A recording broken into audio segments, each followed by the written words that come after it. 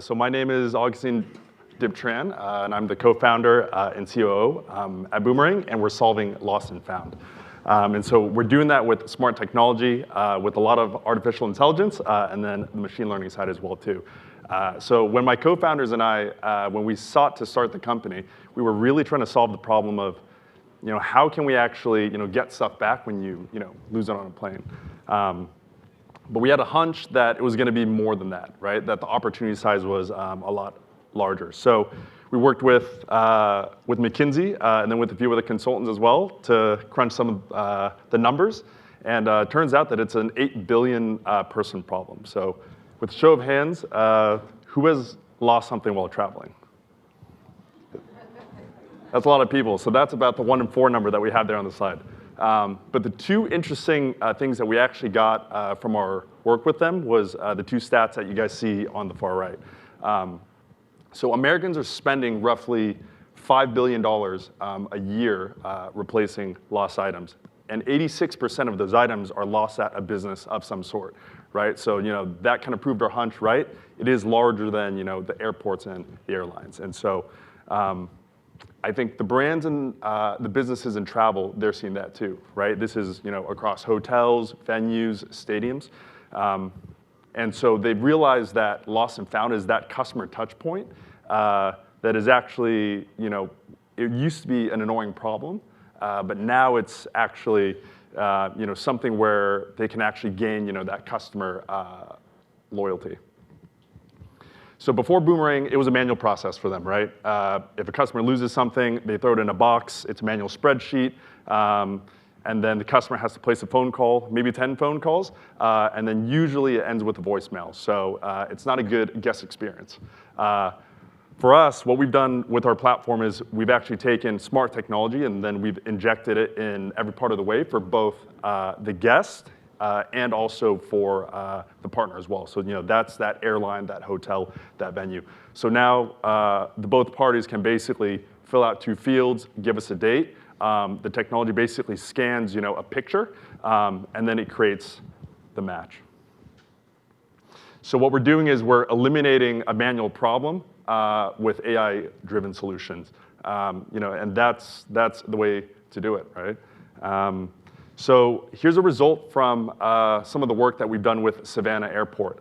So it's a beautiful airport down in Georgia. They process roughly 3 to 4 million passengers per year. So it was a little bit tough for them, right? So their workload increased by 97% because they were actually taking on the lost and found from TSA2. So about a quarter after launching with us, they've essentially digitized all of their claims by 85%. They've also logged all of their inventory by 80%. And then I think the most important number that you guys see there is we're returning things to customers, right? So 60% of customers are actually getting something back. So that's really powerful. Another example is the Tennessee Titans. Great sports team. For every single game they do, they fill about like 64,000 seats. So this translates about 15 plus hours of work, lots of calls, hundreds of calls actually. And so with us, what they've done is now they've actually decreased that time spent by 900%. And then our technology is basically sending out all of the communication for them as well too. So this is to say that lost and found is an overlooked touch point, and it's a crucial point where you can actually gain that customer trust, get that loyalty. And right now, I think, especially with like Twitter and with everything, right, where an angry customer can just blast a tweet, it's increasingly hard to gain that loyalty. So we love when we see stuff kind of like this. I really love the Sundance one, where a customer basically said that they would return to a resort just because we found their sunglasses, right? The one on the left, that's probably more powerful because that's a Yankees fan saying something good about the Red Sox. So, if that's not customer impact, then I don't know what is. And for our partners as well too, they love the product. With Universal Studios, we process roughly 13,000 items a month for them. So we're actually really seeing that using AI in the technology can actually help us scale, right? Like our first client, they were processing maybe around 20 items a month. And our largest client today is processing roughly 25,000 items a month, right? This is to say that lost and found, is that important, crucial point where for a travel company you can really earn that trust. And so for us, going forward, we do want to be that company where it's, it doesn't matter where you lost something, you come to us, you know about the company. And as we look forward, we're continuing to, implement technology, artificial intelligence through the entire platform. Thank you for your time. And then I guess we can move on to the questions. So, hello, here we go. I think I'm on. Well, I'll start. How do you think about increasing the hit rate from 60%? What are some of the gaps that you think you can solve? Is it operationally at the place, the hotel or the property? Is it awareness building so that the customers know that, hey, I lost this, I have a place to go to solve my problem? Great question. So it's actually a few different steps, right? There's a lot of touch points during the way where you can actually improve with technology, and I think you hit on the awareness piece. That's super important, right? I think a lot of the time, people don't know where to report a lost item. So really, you're not really capturing that, right? So I think the big piece of that is, having, the branding, the marketing, all of that there. So customers, when they see something, they know where to go. So for instance, with our sports stadium, and then with our airport partners as well too, they have QR codes all over the place where if you lose something, you can scan something, right? So I think that's the big piece. And then the other piece is really being able to understand the operation from the partner. So in this case, this is, that airline, that airport, that hotel. And so it's really understanding like where their gaps are, right? Is it, you're not returning things because you're not picking up the phone? Is it you're not returning things because you're not answering an email? Or is it, just a totally, right, different problem, right? And so how we got to that 60% number, and on average our platform they're getting back roughly 50% of things, which is a lot, right? You would think that on average most of them are returning about 10% of things, right? So it's sort of a combination of all that. Tell us a bit about the economics. How does this work, and how do you incentivize your partners to actually do the things they need to do? Yeah, so I think the big thing for partners today is really trying to save costs, right? This isn't necessarily for them to replace humans. There's like a lot of stuff that you just can't replace humans with, right?